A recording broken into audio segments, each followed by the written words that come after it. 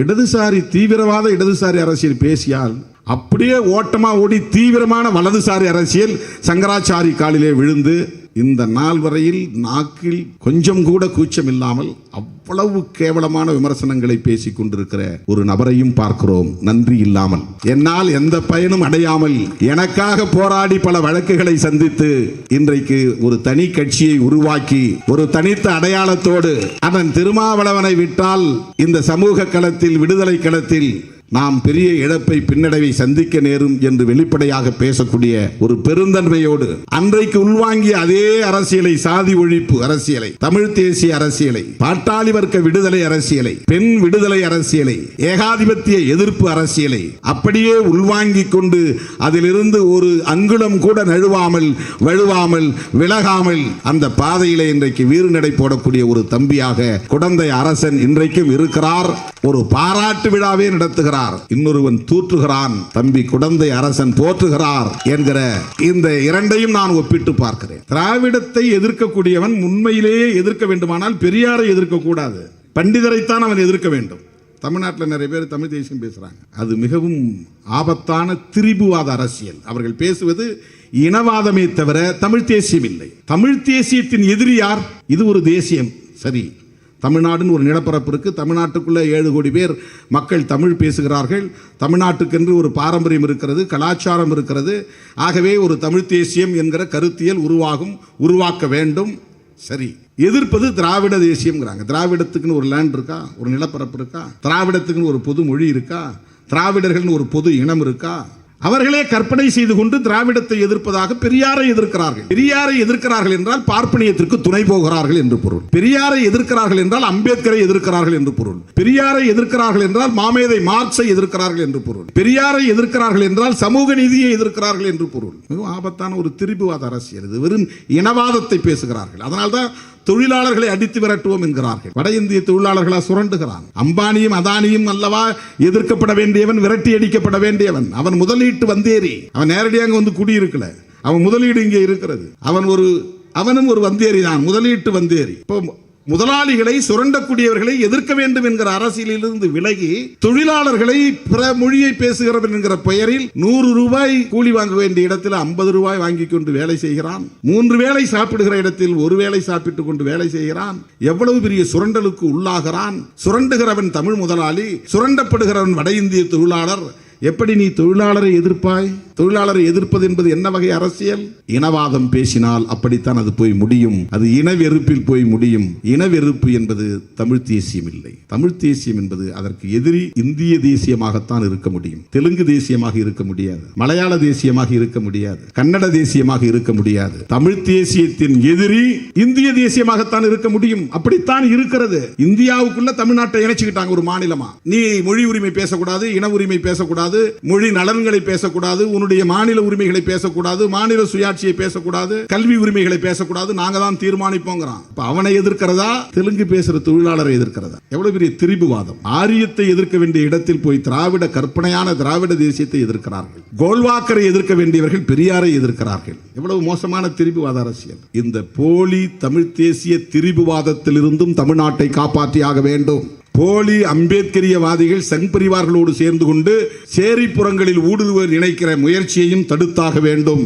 எனக்கு இப்படி ஒரு மணிவிழாவை தமிழ் விடுதலை புலிகள் கட்சியின் சார்பில் நடத்துவதாக தம்பி குடந்தை அரசன் அவர்கள் சொன்னபோது எனக்கு அதிர்ச்சியாகவும் இருந்தது, மகிழ்ச்சியாகவும் இருந்தது.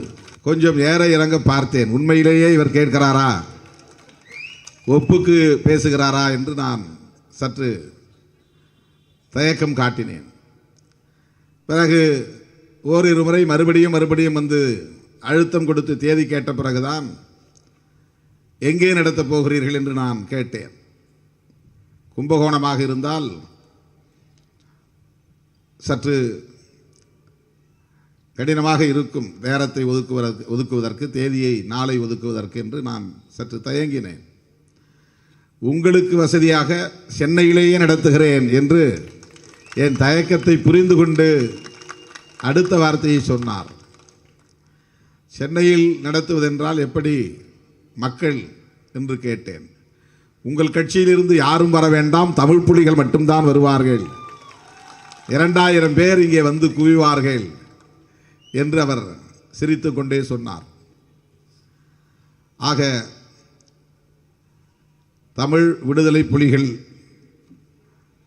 விடுதலை தமிழ் புலிகள் சார்பில் இப்படி ஒரு நிகழ்ச்சியை ஏற்பாடு செய்து நடத்தி கொண்டிருப்பது எவ்வளவு மேன்மைமிகு பண்பாடு என்பதை இங்கே பேசிய தோழர்கள், இந்த பண்பாட்டை நம்முடைய திருவடிக்குடில் சுவாமிகளும் சொன்னார்கள், பலரும் இங்கே சொன்னார்கள். பண்பாட்டின் அடையாளமாக குடந்தை அரசன் விளங்குகிறார் என்று நான் எண்ணி பார்க்கிறேன். தஞ்சை ராஜனாக எனக்கு அறிமுகமானவர். சுறுசுறுப்பான ஒரு இளைஞராக எனக்கு அறிமுகமானவர். பிறகு நமது கட்சியிலே தமிழ் பெயர் சூட்டுகிற அந்த சூழலிலேயே அது இயக்கமாக எடுப்பதற்கு முன்பே தஞ்சை அரசனாக வலம் வந்தவர், களமாடியவர். பிறகு தஞ்சை என்பதற்கு பதிலாக குடந்தை என்றே இன்னும் நம்முடைய மண்ணை உலகுக்கு பரவலாக கொண்டு போய் சேர்க்க வேண்டும் என்கிற அந்த பற்றுதலோடு குடந்தை அரசனாக இந்த இயக்கத்திலே தன்னை அடையாளப்படுத்தி கொண்டு காவிரி படுகை மாவட்டம் என்றால் குடந்தை அரசன் என்று சொல்லக்கூடிய வகையில் விடுதலை சிறுத்தைகள் கட்சியின் மாவட்ட பொறுப்பாளராக இருந்து பணியாற்றியவர்.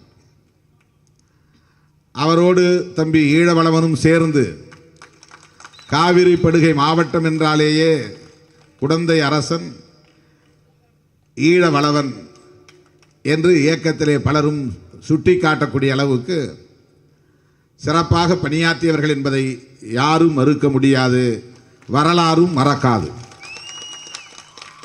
இன்றைக்கும் திருமாவளவன் வாழ்க்கை வரலாறு என்ற ஒரு பாடலை போட்டால் யூடியூப் சேனலிலே நம்முடைய தஞ்சை தம்பி பாடகர், அவர் பேர் என்ன, அந்தோணி பாடிய பாடல் நீங்கள் பார்க்க முடியும். அதிலே இவர் அதை ஒருங்கிணைத்தவர் என்பது மட்டுமல்ல, நடித்தும் இருக்கிறார்.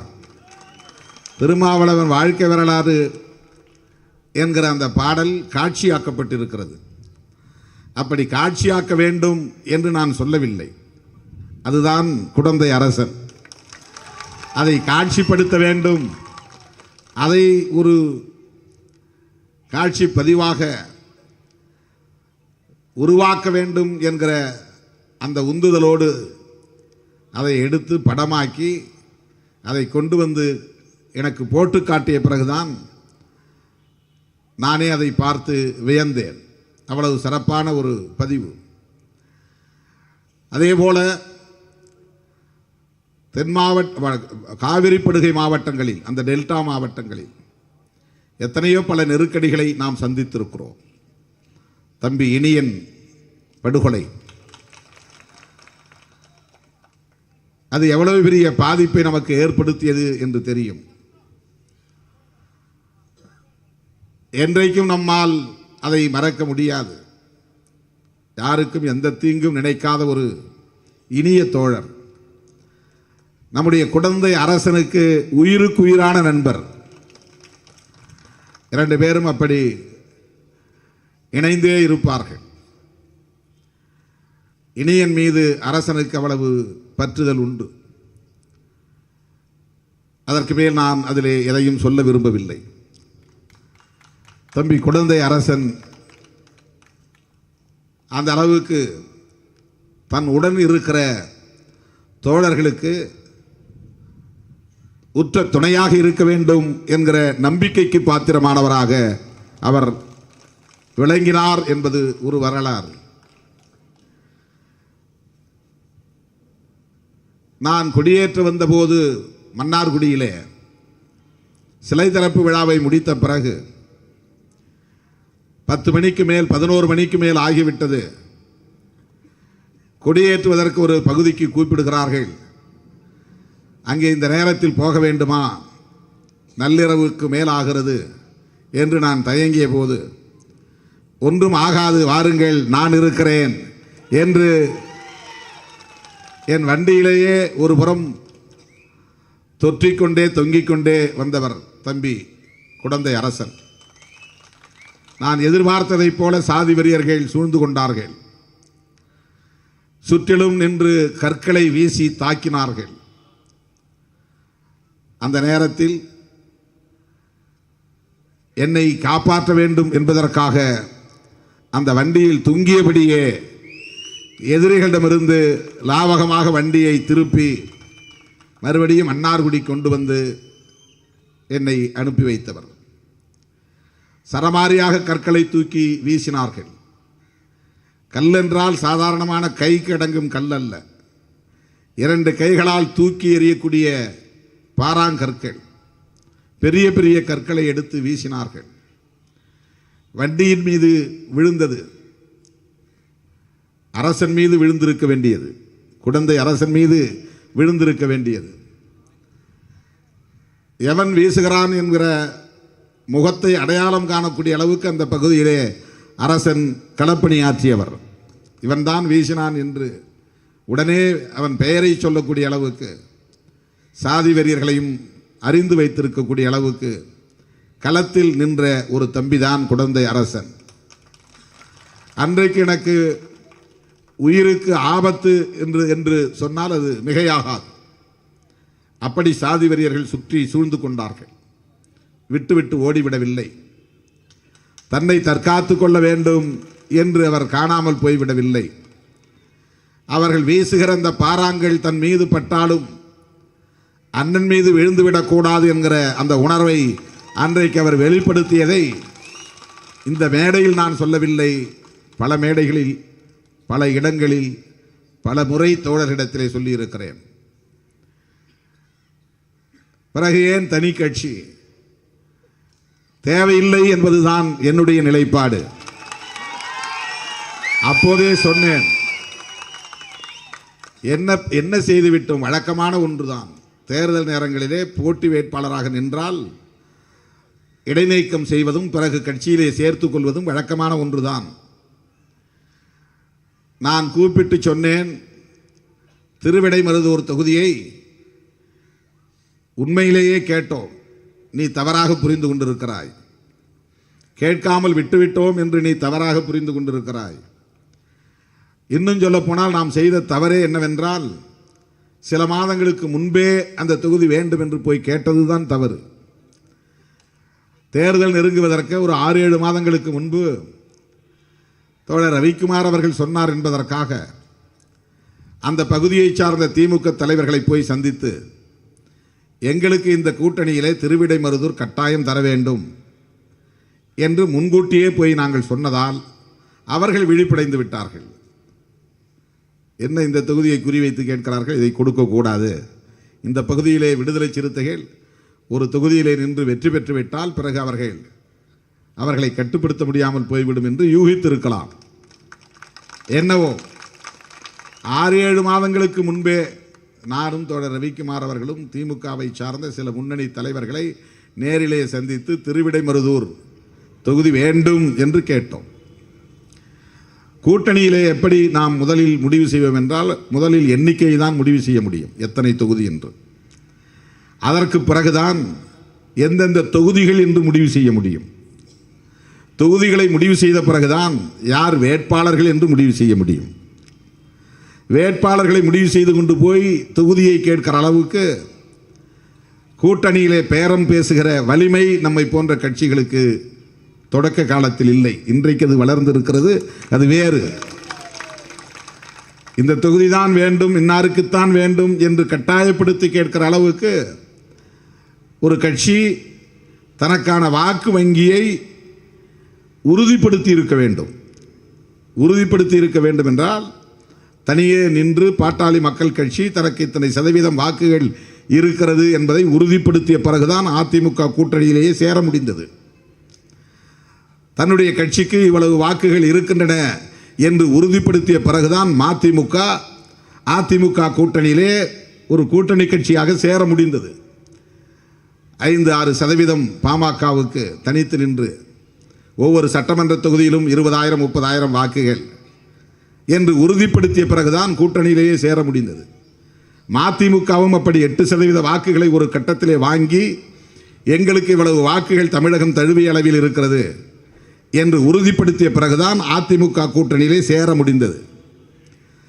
தனித்து நின்று வெற்றி பெற்று தனக்கு 8% வாக்குகள் இருக்கின்றன என்று உறுதிப்படுத்திய பிறகுதான் விஜயகாந்த் அதிமுக கூட்டணியிலே சேர முடிந்தது.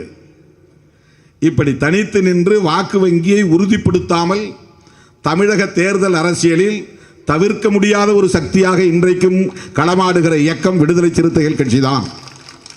இதுவரையில் நாம் ப்ரூவ் பண்ணவே இல்லை, எவ்வளவு வாக்குகள் என்று உறுதிப்படுத்தவில்லை. ஆனாலும் கூட நாம் எல்லா கூட்டணியிலும் இடம்பெறக்கூடிய அளவுக்கான வாய்ப்பை பெற்று வந்திருக்கிறோம். அப்படிப்பட்ட ஒரு சூழலில் முதலில் எண்ணிக்கை எத்தனை என்பது தீர்மானிக்கப்படும். 8 10 6 4 என்று தீர்மானிக்கப்படும். அதன் பிறகுதான் எந்தெந்த தொகுதி என்று நாம் பேசுவோம். அப்போது அந்த கட்சியில் இருக்கிற மாவட்ட செயலாளர்கள் இசைவு தந்தால்தான் தொகுதியே கிடைக்கும். இப்போ திட்டக்குடி வேண்டும் என்று நாம் கேட்டால் கடலூர் மாவட்ட செயலாளர் அதற்கு இசைவு தர வேண்டும். பரவாயில்லைங்க, விட்டுருங்க, கூட்டணிக்கு கொடுத்துருங்க அப்படின்னு அவங்க சொன்னால் தான் கட்சியில் முடிவு செய்வாங்க. இதெல்லாம் கூட்டணியில் நடக்கிற உள்ளீடாக நடக்கிற நடவடிக்கைகள். நாம் கேட்டதை உடனே கொடுத்துட மாட்டாங்க. எந்த தொகுதியும் அப்படி எளிதாக வாங்க முடியாது. முதல்ல 2001 நான் வந்து மதுரையில் தான் முதல் கொடியை நான் ஏற்றினேன். அதனால் நான் மதுரையில் சமயநல்லூரில் நிற்க விரும்புகிறேன்னு சொல்லி 3 முறை போய் கேட்டு எனக்கு இல்லைன்ட்டாங்க சமயநல்லூர். பிறகு கலைஞரே என்னை பேர் விட்டு கூப்பிட்டு நீங்கள் நிற்க போகிறீங்களா அப்படின்னு என்னை கேட்டார். ஆமாம், நான் தான் நிற்க போகிறேன் அப்படின்னா உங்களுக்கு தரேன்னு சொல்லி அதுக்கப்புறம் சமயநல்லூர் தந்தார். ஆனால் நான் சமயநல்லூரில் நிற்கலை, அவரே மாற்றிட்டார். அதுக்கு பிறகு வேட்பாளர்களை அறிவிக்கும் போது தென் மாவட்டங்களில் தொகுதியை தரவே முடியாது என்று அதிமுக கூட்டணியிலே கராராக ஜெயலலிதா அம்மையார் சொல்லிவிட்டார். நான் சொன்னேன், தென் மாவட்டத்திலிருந்து தான் இயக்கமே தொடங்கியது, எங்களுக்கு 2 தொகுதியாவது அங்கே வேணும், கடைசியாக 1 தொகுதியாவது வேணும், முடியவே முடியாதுன்ட்டாங்க 2006. இதெல்லாம் பல பேருக்கு தெரியாது. ஆனால் தென் மாவட்டத்துக்காரர் என்ன நினைப்பான்னா, நம்ம பக்கத்தில் இவர் வாங்கலை, வேணுனே இவர் வந்து அவாய்ட் பண்ணிட்டாரு, நம்மளை புறக்கணிக்கிறாரு அப்படின்னு அவன் வந்து பேசுகிறதுனா பேச முடியும். அதே போல் 2011 திருவிடைமருதூர் தொகுதியை குறிவைத்து கூட்டணியில் நாம் எண்ணிக்கையை முடிவு செய்வதற்கு முன்பு, எந்தெந்த தொகுதி என்பதை முடிவு செய்வதற்கு முன்பு 6-7 மாதங்களுக்கு முன்னரே திருவிடைமருதூரை பற்றி நாங்கள் பேசத் தொடங்கியது நாங்கள் செய்த வரலாற்று பிழை. அதனால் என்ன பண்ணிட்டாங்கன்னா, இல்லை முடியாது, முதல்ல சொல்லிட்டாங்க, திருவிடைமருதூர் மட்டும் கேட்காதீங்க. இதுதான் நடந்தது. நம்முடைய குழந்தை அரசன் என்ன நினைத்தாரோ தெரியவில்லை. என்னிடத்தில் அவர் அதை பற்றி மனம் திறந்து பேசவில்லை. வேட்புமனு தாக்கல் செய்து விட்டார். கூப்பிட்டு அம்மாவிடம் பேசினேன், தம்பியிடம் பேசினேன், அரசனிடமும் பேசினேன். சரி, நான் வாபஸ் வாங்கிறேன்னு சொல்லிட்டு வாபஸ் வாங்கலை. அப்போது வேட்பாளர் போட்டி வேட்பாளர் என்பதால் 3 மாதம் இடை நீக்கம். இது வந்து ரொட்டீன் ப்ரொசீஜர். வழக்கமாக வந்து அரசியல், தேர்தல் அரசியலில் கட்சிகள் செய்யக்கூடிய ஒரு ரொட்டீன் ப்ரொசீஜர். இது நடைமுறையில் இருக்கக்கூடிய ஒரு வாடிக்கையான நிலைப்பாடு. அதுக்கு பிறகு அவர் கட்சியை தொடங்கிட்டார். சும்மா கோபத்தில் செய்கிறாரு, திருப்பி வந்துடுவார் அப்படின்னு தான் நான் எதிர்பார்த்துக்கிட்டு இருந்தேன். ஆனால் ஒன்று எனக்கு ஆறுதலான செய்தி என்னவென்றால், கட்சி தொடங்கிய நாளிலிருந்து இந்த நாள் வரையில் எந்த இடத்திலும் திருமாவளவனுக்கு எதிராக ஒரு எதிர்மறை கருத்தையும் விமர்சனத்தையும் அவர் வைத்ததில்லை. அவர் கட்சி தொடங்கிய பிறகு அவருடைய தம்பி பலமுறை வீட்டுக்கு வந்து என்னை சந்தித்து பேசியிருக்கிறார். அண்ணனிடம் பேசுங்கள், அம்மாவிடம் பேசுங்கள், உங்களை விசாரிக்கிறார்கள் என்று அவர் சொல்லுவதுண்டு. பல்வேறு நிகழ்ச்சிகளில், ஆங்காங்கே தமிழ் உணர்வாளர்களுடைய நிகழ்ச்சிகளில், பெரியாரிய உணர்வாளர்களின் நிகழ்ச்சிகளில் சந்திக்கிற போது இருவரும் கைகுலுக்கிக் கொள்வோம். அவர் எங்கே இருந்தாலும் என்னை கண்டு ஒதுங்க மாட்டார், தலைமறைவாக வேண்டும் என்று நினைக்க மாட்டார். தேடி வந்து என்னை பார்த்து கைகுலுக்கி விட்டு போய் அமருவார். அந்த பண்பு அவரிடத்தில் இயல்பாகவே இருக்கிறது. அந்த பண்பு ஒரு ஆறுதலை தருகிறது. பாதை தவறி போய்விட்டார் என்று நான் சொல்ல மாட்டேன். கொள்கை பாதையில் இன்றைக்கும் அவர் விடுதலை சிறுத்தைகள் கட்சியில் எத்தகைய புரிதலை கொண்டிருந்தாரோ அதே புரிதலோடு அவர் இருப்பதால் தான் திருமாவளவனுக்கு மணிவிழா நடத்த வேண்டும் என்கிற ஒரு உந்துதல் அவருக்குள்ளே எழுந்து அதை இன்றைக்கு நடைமுறைப்படுத்தி காட்டியிருக்கிறார். நான் எண்ணி பார்க்கிறேன், காவல்துறை நெருக்கடி, உறவினர்கள் கூட நெருங்க முடியாத அளவுக்கான தீவிரவாத முத்திரை, கியூ பிரான்ச் சந்தேகப்பட்டு பிடித்து கொண்டு போய் காவல் நிலையத்திலே ஜட்டியோடு விட்டு அடித்த சூழல், அந்த நேரத்தில் எங்கள் கட்சியை சார்ந்தவர்தான் இவர் என்று சுவரொட்டி அச்சிட்டு ஒட்டி தமிழ்நாடு முழுவதும் அவர் பெயர் யாருக்குமே தெரியாத நிலையில் இவர் எங்கள் கட்சியை சார்ந்தவர், இவர் மீது பொய் வழக்கு போடக்கூடாது என்று தமிழ்நாடு அரசை கண்டித்து தமிழ்நாடு முழுவதும் மாவட்ட தலைநகரங்களில் ஆர்ப்பாட்டங்கள், டெல்டா மாவட்டங்களிலும் நடந்தன. மேடைக்கு மேடை நிதி வசூல் செய்த அந்த குடும்பத்திற்கு கொடையாக வழங்கினோம். கட்சியிலே மாநில செயலாளர் பொறுப்பு, பிறகு பொதுச் செயலாளர் பொறுப்பு, சட்டமன்றத்திலே தேர்தலில் போய் சொந்த மாவட்டத்திலே நிற்க முடியாவிட்டாலும் தருமபுரி மாவட்டத்திலே போய் நில் என்று ஒரு அங்கீகாரம், சட்டமன்றத்திலே போட்டியிடுவதற்கு, பிறகு நாடாளுமன்றத்திலே போட்டியிடுவதற்கான வாய்ப்பு, இப்படியெல்லாம் கடுமையான சட்ட நெருக்கடி இருந்த சூழலில் தோழர் பொழிலன் அவர்களோடு வேலை செய்தவர் தான். தீவிர இடதுசாரி அரசியல் பேசிய ஒருவர், கடுமையான நெருக்கடி.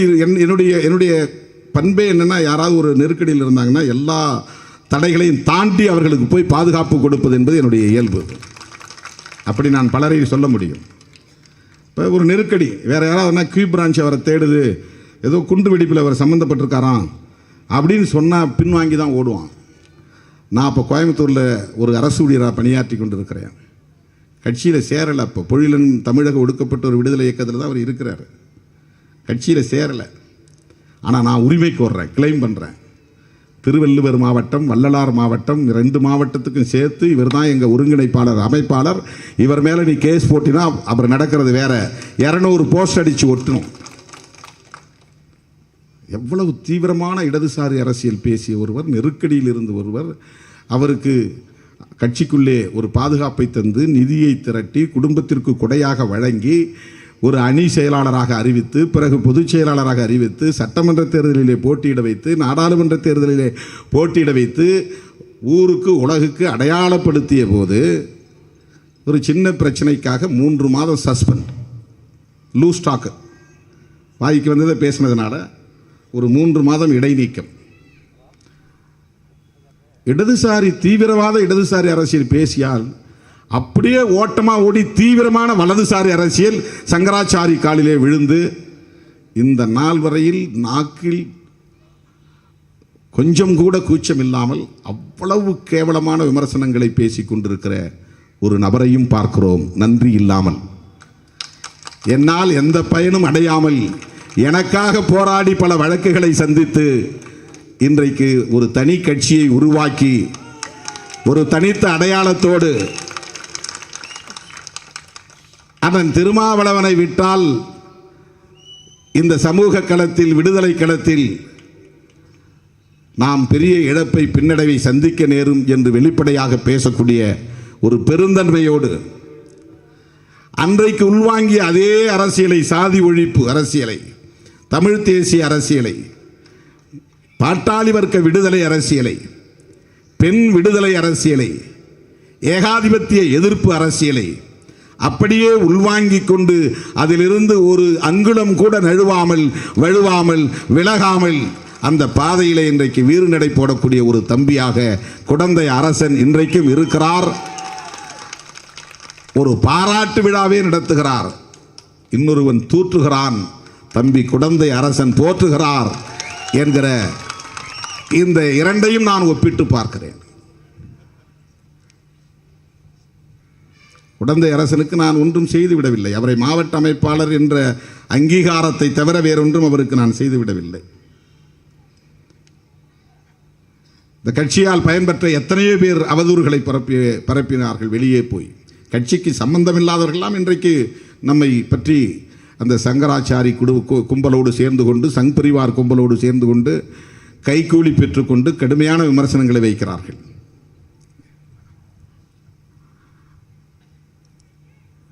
அதுவெல்லாம் இன்றைக்கு எனக்கு பெரிய வழியாக தெரியவில்லை. தம்பி குடந்தை அரசன் நடத்துகிற இந்த பாராட்டு விழாவை பார்க்கிற போது, இந்த மணி விழாவை பார்க்கிற போது, இங்கே தீவிரமான புரட்சிகர சக்திகளை, இடதுசாரி ஜனநாயக சக்திகளை, தமிழ் தேசிய உணர்வாளர்களை ஒட்டுமொத்தமாக கொண்டு வந்து ஒரே மேடையில் அமர வைத்து திருமாவளவனை வாழ்த்துங்கள், திருமாவளவனை பாராட்டுங்கள், அவரை வாழ்த்துவது நம்முடைய கடமை, தமிழ் சமூகத்தின் கடமை என்ற அடிப்படையில் ஒரு விழாவை அவர் நடத்தி கொண்டிருக்கிறார் என்கிற இந்த நிகழ்வை பார்க்கிற போது, அவர்கள் சுட்ட புண்ணிலே தம்பி குடந்தை அரசன் மருந்து போட்டு ஆற்றுப்படுத்துகிறார் என்ற உணர்வோடு தான் நான் உங்கள் முன்னால் நிற்கிறேன். என் மனதால் கூட யாருக்கும் நான் தீங்கு நினைத்ததில்லை. என்னை விமர்சிப்பவர்களை ஒருபோதும் நான் விமர்சித்ததில்லை. யாருடைய பெயரையும் நான் வெளியில் பேசி எனக்கு எதிராக இப்படி செயல்படுகிறாள் என்று சொன்னதே கிடையாது. எந்த அம்பேத்கர் இயக்கத்தையும் நான் போட்டியாக கருதியதே இல்லை. அவங்கள ஒரு காம்படிட்டராக நான் பார்த்ததே கிடையாது. அதுக்கு எதிரானவர்களாக நான் நினைத்ததே இல்லை. நம்முடைய வேலையை நாம் செய்வோம், அவ்வளவுதான். ஒரு நெருடல், ஏன் இவர் கோபித்துக் கொண்டு போனார், ஏன் எதற்காக இவர் கட்சியை தொடங்கினார், அவ்வளவுதான். அது ஒரு நெருடல். ஆனால் பெரிய ஆறுதல், அந்த கொள்கையில் இருந்து கொஞ்சம் கூட அவர் விலகவில்லை. தமிழ் தேசிய சக்திகளோடு தான் களத்தில் நிற்கிறார். பெரியாரிய உணர்வாளர்களோடு களத்தில் நிற்கிறார். உண்மையான அம்பேத்கரிய உணர்வாளர்களோடு களத்தில் நிற்கிறார். அதுதான் எனக்கு பெரிய ஆறுதல், மகிழ்ச்சி. அந்த அடிப்படையில் தான் நான் இதற்கு உடன்பட்டேன். இல்லைனா வேண்டாம் தம்பி பரவாயில்ல அப்படின்னு நான் சொல்லியிருக்க முடியும். பரவாயில்ல வேண்டாம், எதுக்கு நீங்கள் போய் நடத்திக்கிட்டு, பரவாயில்ல.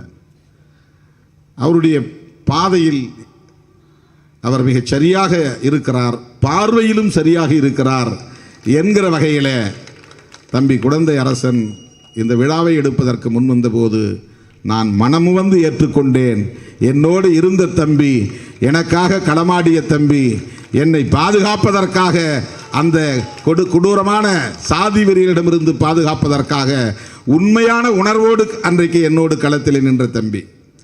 அதை நான் எந்த இடத்திலும் சொல்லுவேன், இருந்தாலும் இல்லாவிட்டாலும் சொல்லுவது என்னுடைய கடமை. அப்படி சொல்லி இருக்கிறேன். ஆகவே இந்த விழா என்பது என்னை பாராட்டுவதற்கான விழாவாக நான் கருதவில்லை. ஒருமித்த கருத்துள்ள சிந்தனையாளர்கள், ஒருமித்த கருத்துள்ள போராளிகள் ஒரே களத்தில் நின்று உறவாடுவதற்கான, கருத்துக்களை பகிர்ந்து கொள்வதற்கான ஒரு வாய்ப்பை தம்பி குடந்தை அரசன் ஏற்படுத்தி இருக்கிறார் என்று நான் எண்ணி பெருமைப்படுகிறேன், மகிழ்ச்சி அடைகிறேன். தோழர் பிரேம் அவர்கள் போகிற போக்கிலே ஒன்றை சொன்னார். ஏன் தனித்தனியாக எல்லாம் கட்சி வச்சுக்கிறீங்க, கட்சியை கலைச்சிட்டு வந்து திருமா தலைமையை ஏற்றுக்கொள்ளுங்கள்னு கீழே வந்து உட்கார்ந்து பேசினார். அவர் தனி இயக்கம் நடத்துகிறாரான்னு கேட்டார். தெரியல அவருக்கு. நம்மகிட்ட இருந்து போனாரான்னு கேட்டார். ஆமாம், அவர் தான் ஆரம்ப காலத்தில் டெல்டாவில் முக்கியமான ஒரு போராளியாக இருந்தவர். தனியாக கட்சியை வந்து தொடங்கி விட்டார்.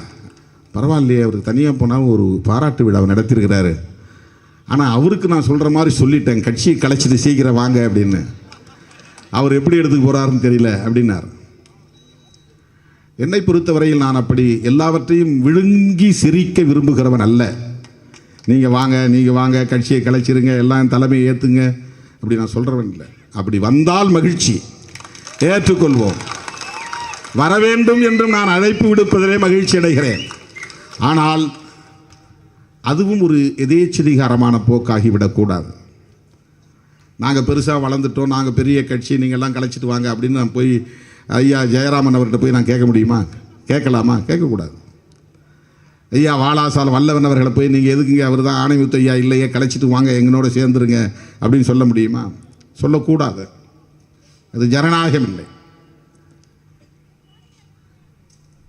இன்றைக்கு வெவ்வேறு களத்திலே தோழர் பொழிலன் அவர்களாக இருந்தாலும், நம்முடைய ஷெரீப் அவர்களாக இருந்தாலும், நம்முடைய வாலாஷா வல்லவன் அவர்களாக இருந்தாலும், பேராசிரியர் ஜெயராமன் போன்றவர்களாக இருந்தாலும், நம்முடைய திருவடிக்குடில் சுவாமிகள் நமக்கிட்டையும் ஒரு காவி இருக்கிறார் என்று காட்டிக்கொள்வதற்காக அவர் புரட்சிகரமாக சிந்திக்கக்கூடியவர், ஜனநாயகபூர்வமாக சிந்திக்கக்கூடியவர்.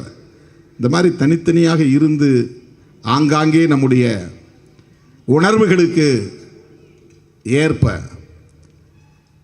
மக்களை அமைப்பாக்கி வருகிற பணி என்பது மகத்தான பணி. தனித்தனி இயக்கங்கள் இருக்கக்கூடாது என்று எண்ணினால் அது பிஜேபி சங் பரிவார்களின் ஒன் நேஷன் ஒன் கல்ச்சர் என்கிற அந்த அடிப்படையில் போய்விடும். ஒரே தேசம் ஒரே கலாச்சாரம் என்கிற அடிப்படையில். ஒற்றுமை என்பது வேறு, ஒரே இயக்கமாக எல்லோரும் மாறிவிட வேண்டும் என்பது வேறு. எத்தனை இயக்கங்களாக நாம் பிரிந்து களமாடினாலும் ஒரே பார்வை, ஒரே திசை, ஒரே வேகம் என்பது முக்கியமானது. அதுதான் மிக முக்கியமானது. அந்த களத்திலே நமக்கு ஒரு புரிதல் தேவைப்படுகிறது. ஒருங்கிணைந்து செயல்படுவதற்கான புரிதல் அதுதான் முக்கியமானது. தம்பி குடந்தை அரசன் அவர்கள் அந்த புரிதலில் தெளிவாக இருப்பதனால்தான் இன்றைக்கு திருமாவளவனுக்கு மணிவிழாவை எடுக்கக்கூடிய அளவுக்கான ஒரு பெருந்தன்மையை அல்லது முதிர்ச்சியை அல்லது பக்குவத்தை அவர் பெற்றிருக்கிறார் என்று நான் நம்புகிறேன். எல்லோரும் இங்கே ஒரு கருத்தை திரும்ப திரும்ப சொன்னார்கள். சனாதன எதிர்ப்பு ஒரு கதை சொல்லி தம்பி அரசனும் இங்கே பேசினார். நீ எல்லா மாநிலங்களிலும் வாலாட்டி இருக்கலாம், தமிழ்நாட்டில் வாலாட்டாதே, வாளை ஒட்ட நறுக்குவோம். கொக்கின் கழுத்தை நண்டு தன்னுடைய கொடுக்கால் நறுக்கியதைப் போல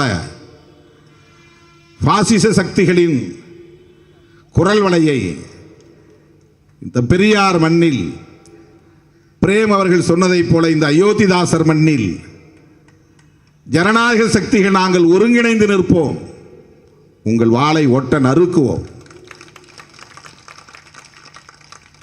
இது வன்முறையை தூண்டுவதற்கான பேச்சு அல்ல, கருத்தியல் ரீதியான சவால் இது. உங்கள் கருத்தியலை எங்களால் ஒருபோதும் ஏற்க முடியாது. சனாதனத்தை வீழ்த்துவதற்கான போர் புத்தர் காலத்திலிருந்து தொடங்கி நடந்து கொண்டிருக்கிறது. இன்றைக்கு நேற்றைக்கு அல்ல. பார்ப்பனிய எதிர்ப்பு என்பது, சனாதன எதிர்ப்பு என்பது கௌதம புத்தர் காலத்திலிருந்து நமக்கு கிடைத்த வரலாற்று சுவடுகளின் அடிப்படையிலே கௌதம புத்தர் காலத்திலிருந்து நடைபெற்றுக் கொண்டிருக்கிறது. பிராமணர்கள் என்கிற சக்திகள் தனிமைப்படுத்தப்பட வேண்டும். அப்போதுதான் பாகுபாடற்ற ஒரு சமத்துவமான சமூகத்தை இந்த மண்ணிலே கட்டமைக்க முடியும். இதுதான் நீண்ட நெடிய போராட்டம். மகாத்மா ஜோதிராவ் ஃபுலே அவர்களாக இருந்தாலும், புரட்சியாளர் அம்பேத்கர் அவர்களாக இருந்தாலும், தந்தை பெரியாராக இருந்தாலும், பிராமணர் அல்லாதார் என்கிற அடிப்படையில் தான் கருத்தியலை முன்னெடுத்தார்கள். அந்த முரண்பாட்டை கூர்மைப்படுத்தினார்கள். சனாதனம் ஜனநாயகம் என்கிற அடிப்படையில் தான் கருத்துக்களை முன்னெடுத்தார்கள். சனாதனத்தை தோலுரித்தார்கள், ஜனநாயகத்தை மக்களிடத்தில் அடையாளப்படுத்தினார்கள். ஆனால் அவர்கள் மிகவும் லாபகமாக இந்துக்கள் அல்லாதவர்கள் என்று இங்கே முரண்பாட்டை கூர்மைப்படுத்துகிறார்கள். பார்ப்பனர்கள் இந்துக்கள் என்கிற போர்வைக்குள்ளே தங்களை ஒளித்துக் கொள்கிறார்கள், மறைந்து கொள்கிறார்கள், பதுங்கிக் கொள்கிறார்கள், தற்காத்துக் கொள்கிறார்கள். இந்துக்கள் என்கிற போது மோடியும் சேரலாம், நம்ம ஊரில் முருகனும் சேரலாம். பிராமணனும் இந்து, நம்முடைய அமைச்சர் முருகனும் இந்து. அந்த இந்து போர்வைக்குள்ளே நச்சு கருத்துக்களை பரப்பக்கூடிய சக்திகளும் ஒளிந்து கொள்ள முடிகிறது, மறைந்து கொள்ள முடிகிறது, பதுங்கிக் கொள்ள முடிகிறது. பிராமணியம் அல்லது பார்ப்பனியம் என்பதை அடையாளப்படுத்துகிற அந்த நீண்ட நெடிய யுத்தத்தில் அவர்களை தனிமைப்படுத்துகிற ஒரு போராகத்தான் அது வெடித்தது. எக்ஸ்க்ளூஷன் ஆஃப் பிராமின்ஸ், அதுதான் போராட்டத்தினுடைய அடிப்படையே. ஆனால் அவர்கள் இந்து என்பதற்குள்ளே தங்களை இணைத்துக் கொண்டார்கள். இந்துக்கள் முஸ்லிம்கள், அல்லது இந்துக்கள் கிறிஸ்தவர்கள், அல்லது இந்துக்கள் இந்துக்கள் அல்லாதவர்கள், இப்படி முரண்பாட்டை கூர்மைப்படுத்துகிறார்கள். சனாதனத்தை இந்துத்துவா என்ற ஒரு புதிய பரிமாணத்திலே இன்றைக்கு கொண்டு போய் சேர்த்திருக்கிறார்கள். காந்திக்கும் நாடாளுமன்ற மைய மண்டபத்திலே படம் இருக்கிறது. காந்தியை கொன்ற கொலைகாரன் நாத்துராம் கோட்சேவின் குரு சாவர்கருக்கும் உள்ளே படம் இருக்கிறது. இவருடைய அரசியலின் அடிப்படையில் தான் நாத்துராம் கோட்சே காந்தியை கொன்றான். இவரை அந்த கொலை வழக்கிலே சேர்க்க வேண்டும் என்பது அப்போதே ஒரு கோரிக்கையாக இருந்தது. நாத்துராம் கோட்சே என்பவன் தொடக்க காலத்தில் இந்திய தேசிய விடுதலை போராட்டத்திலே காங்கிரஸ் கட்சியில் ஈடுபட்டு இருக்கிறான். கொஞ்ச காலம் அந்த பணியை மாற்றி இருக்கிறான். ஒரு காந்தியவாதியாகவே செயல்பட்டு இருக்கிறான். சாவர்கருடைய நட்பு கிடைத்த பிறகுதான் அவன் இந்து முஸ்லிம் என்கிற கருத்தியலுக்குள்ளே வருகிறான். இந்து ராஷ்டிரம் என்கிற கருத்தியலை உள்வாங்கிக் கொள்கிறான். மத வெறியனாக மாறுகிறான். காந்தியடிகளோடு நமக்கு எவ்வளவோ முரண்கள் இருந்தாலும் ஒரு புள்ளியில் காந்தியை நாம் ஆதரித்துதான் ஆக வேண்டும். புரட்சியாளர் அம்பேத்கருக்கும் காந்தியடிகளுக்கும் மிகப்பெரிய இடைவெளி இருந்தது. கருத்து மோதல்கள் இருந்தன. முரண்கள் முற்றி போய் ஒருவருக்கொருவர் வாதிட்டு கொண்ட வரலாறு பதிவாகி இருக்கின்றன. ஆனால் காந்தியடிகளை எந்த புள்ளியிலே நாம் ஆதரிக்க வேண்டும் என்றால், மதசார்பற்ற நாடு, மதசார்பற்ற இந்தியா, மதசார்பின்மை என்கிற கருத்தியலில் அவர் உறுதியாக இருந்தார். அவர் மட்டும் மதம் சார்ந்த அரசு அமைவதற்கு அன்றைக்கு பச்சை கொடி காட்டியிருந்தால் நேருவால் கூட அதை தடுத்திருக்க முடியாது. ஜவஹர்லால் நேரு அவர்களால் கூட அதை தடுத்திருக்க முடியாது. அந்த அளவுக்கு அவர் புகழின் உச்சத்தில் இருந்த காலம். தேசமே அவரை மகாத்மா என்று கொண்டாடி கொண்டிருந்த காலம். மூச்சுக்கு 300 முறை அரே ராம் அரே ராம் என்று அவர் உச்சரித்துக் கொண்டிருந்த காலம். சாதி அமைப்பின் மீது நம்பிக்கை கொண்டிருந்தவர். இம்மை மறுமை என்கிற கோட்பாட்டில் நம்பிக்கை கொண்டிருந்தவர். முற்பிறவி உண்டு, அடுத்த பிறவி உண்டு என்கிற நம்பிக்கையை கொண்டிருந்தவர். அப்படிப்பட்ட ஒரு தீவிரமான இந்துத்துவ ராம பக்தர் அவர். ராம் ராம் ராம் என்றுதான் சொல்லிக்கொண்டே இருப்பார். கோட்சே சுட்டு 3 குண்டுகள் அவருடைய உடலை துளைத்து அவர் கீழே சரிந்த போது கூட அரே ராம் என்று சொல்லிவிட்டுத்தான் சரிந்தார். அப்படிப்பட்ட தீவிரமான ராம பக்தர். ஆனால் அவர் ஒரு கொள்கையிலே உறுதியாக இருந்தார். இந்துக்களும் முஸ்லிம்களும் பிளவுபட்டு போகக்கூடாது, மோதிக்கொள்ளக்கூடாது. இந்த தேசம் இப்படி மதவெறியின் அடிப்படையிலே ரத்தம் சிந்தக்கூடாது. இந்த அரசு, இங்கே அமையப் போகிற அரசு மதசார்பற்ற அரசாக இருக்க வேண்டும். செக்யூலரிசம், அதில் அவர் உறுதியாக இருந்தார். காங்கிரஸை ஆதரிப்பது ஏன் என்று பல பேர் கேட்கிறார்கள். ஈழத்தமிழர் பிரச்சனையோடு அதை முடிச்சு போட்டு பார்க்கிறார்கள். அதை நாம் மறுக்கவில்லை. அந்த முரண் தனி, அது வேறு. ஆனால் இந்திரா காந்தி அம்மையார் தான் அரசமைப்பு சட்டத்தினுடைய முகப்புரையில் ஒரு திருத்தத்தை கொண்டு வந்து சோசலிஸ்ட் செக்யூலர் என்கிற வார்த்தையை இணைத்தவர். அவரும் உறுதியாக இருந்தார் மதசார்பின்மையில். இந்திரா காந்தி அம்மையாருடைய ஆட்சி காலத்திலே காங்கிரஸ் கொஞ்சம் நழுவி இருந்தால், மாறி இருந்தால் நிலைமையே வேறு. ஆனால் நேருவின் மகள் இந்திரா காந்தி அம்மையார் கொஞ்சம் முற்போக்கான ஜனநாயக சக்தியாக இருந்த காரணத்தினால்தான் இந்த அரசு, இங்கே உருவாக போகிற அரசு, புரட்சியாளர் அம்பேத்கர் விரும்பிய மதசார்பற்ற அரசாக இருக்க வேண்டும் என்பதில் உறுதியாக இருந்தது காங்கிரஸ், இந்திரா காந்தி அம்மையார். யோசித்து பாருங்கள். புரட்சியாளர் அம்பேத்கர் கண்ட கனவு இந்தியா ஒரு மதசார்பற்ற நாடாகத்தான் இருக்க வேண்டும். இந்திய அரசு ஒரு மதசார்பற்ற அரசாகத்தான் இருக்க வேண்டும். இந்திய அரசுக்கு ஒரு மதம் அரச மதமாக இருக்கக்கூடாது. அப்படி இருந்தால் இந்தியாவை நாம் ஒரு தேசமாக பார்க்க முடியாமல் போய்விடும். ஒரு புதிய இந்தியாவை நம்மால் கட்டமைக்க முடியாது. பாகுபாடுகளை களைய முடியாது. பெண்களை விடுவிக்க முடியாது. சமத்துவம் என்பது வெறும் கனவாகிவிடும் என்று கவலைப்பட்டவர் புரட்சியாளர் அம்பேத்கர். அந்த கருத்தோடு காங்கிரஸ் ஒத்துப்போனது என்றால் மதசார்பற்ற அரசை உருவாக்குவதில்தான், மதசார்பின்மை என்கிற கருத்தில்தான்.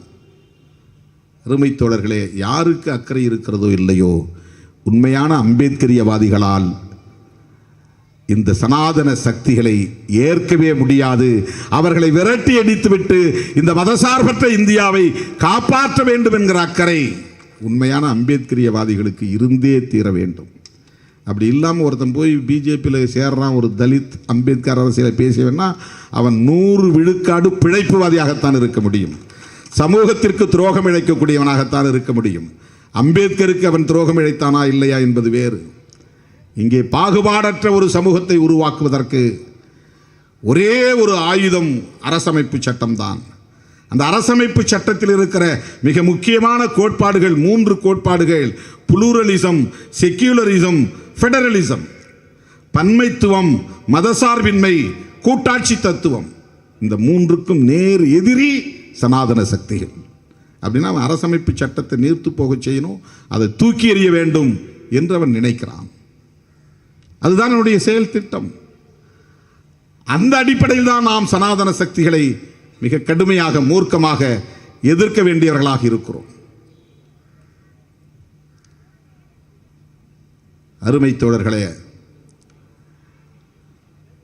இது சாதாரணமான ஒரு அரசியல் அல்ல,